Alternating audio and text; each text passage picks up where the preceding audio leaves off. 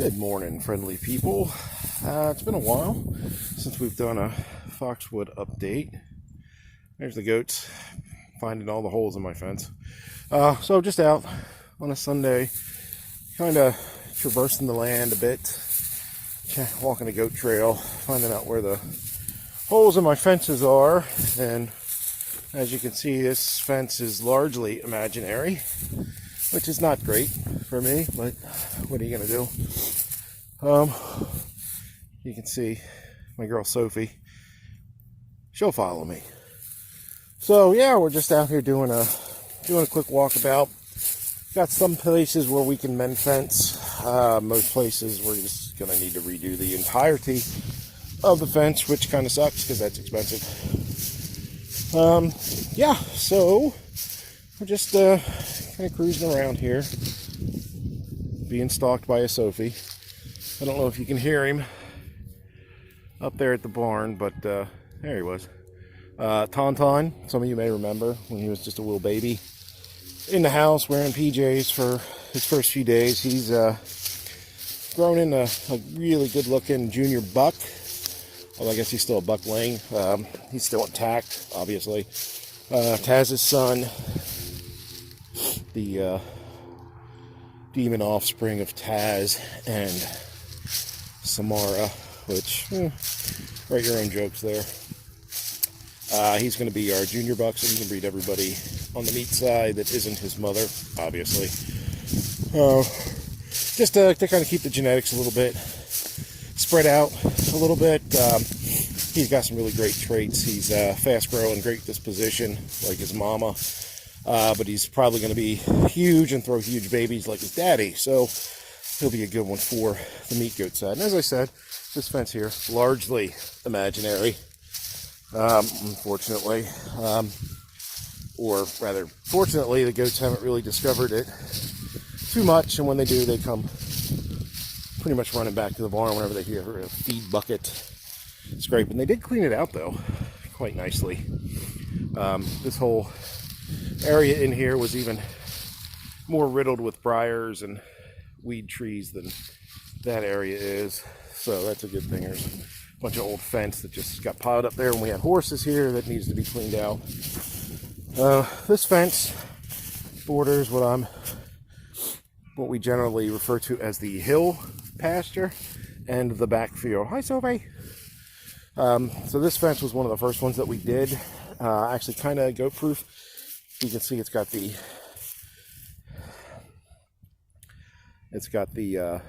wow, God, what do you call it? The twisted wire, or yeah, it's not the welded wire like this, but it's got the twisted no climb, and then we put the 2x4 welded wire over top of that as sort of a buffer. It's still wired for electric, as you can see there. So when we do get to that point, we can kind of just hook up the electric again to it, then we'll have an electrified barrier. We don't have too much of a problem with predation. Big cornfield over there that's wide open.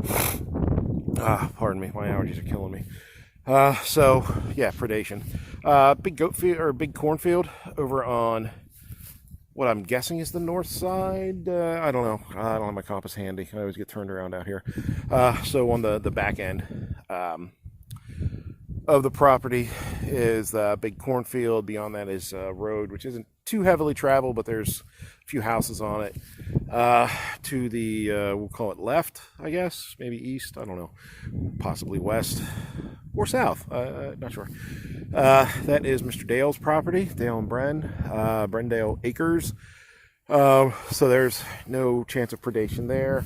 Over on the far side, over there, if you can see it or not, is our neighbors. There's a big gap between our fence line and pasture and their house, but that definitely cuts down on the possibility of predation. And then this side is obviously our house and the front pastures and front field, as we call it. So that keeps predation down pretty good. The only thing we ever really had a problem with was when we were running chickens out here and over here, that we'd sometimes get some aerial predation. But as you can probably, I don't know if you can see that or not, the chicken tractors that we built were pretty good for preventing that. The fact that we were out here twice a day, moving them constantly, also helped as well. Yeah, so that's that. So that was a quick tour, a little walkabout in the backfield. I know we've been, at least I've been exceedingly lax on producing content for the channel. Gonna try to work on that, get that addressed, so that we can start bringing you guys some more stuff. You'll notice on the Facebook page I started posting some goat related recipes, so I hope some of y'all get to check that out. We always have the availability of goat. We don't always have it available, but we always have goats that are just about ready to go to the processor. So if you do want some goat, half goat, whole goat, cuts of goat, drop us a line, drop us an email, and let us know. We are always taking orders. It's a reasonably quick turnaround with the processor, so we're going to walk into the underhang here and just kind of take a look at the boys. There's our unicorn, Ozzy. Ozzy, say hi. No, nothing? Okay. This big dude over here is Cupid. Oh, buddy. Please don't lick my camera. Boys are still mucking around in kind of in rut, so it's always an issue. And then this little fellow over here, this is Taun. If you remember him when he was just a wee little baby, he has gotten substantially bigger since then. Okay, so we're coming up on 6:45 here on this vid, so we're going to say goodbye. Again, if you like this video, give us a thumbs up, like, share, subscribe, all that noise. We do have a Patreon if you're interested in helping out a small local farm that's really struggling to get by these days. Thank you for that. Yeah, and check us out at foxwoodrunfarm.com. Thanks very much. Have a wonderful day.